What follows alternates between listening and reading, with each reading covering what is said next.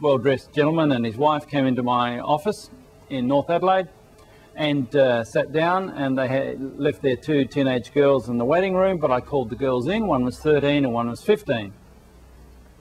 And Dad then announced to me, he said, Daryl, he said, I really want these girls to start to help around the house now. I want them to start to make their beds, for example. And I said, just tell me again how old these girls are. He said, 13 and 15. He said, I think it's time that they should start making their bed.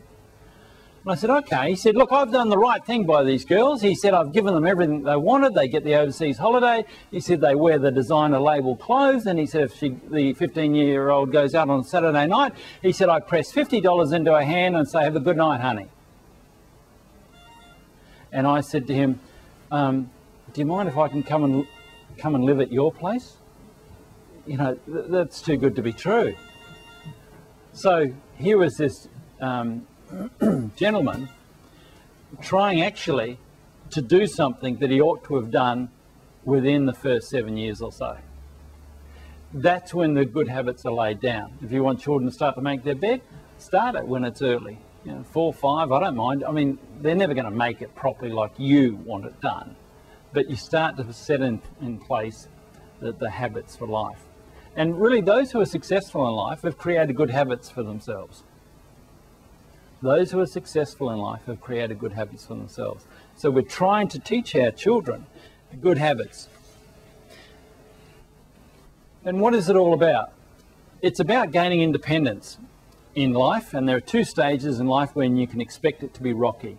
What do you think those 2 stages would be? One is adolescence, because the adolescent is trying to be independent, do it my way, be grown up, etc. What do you think the other one was? Most of you have had it already. Yeah, the terrible twos. Yep, terrible twos. Both have to do with gaining independence. The first is the terrible twos. The second is adolescence.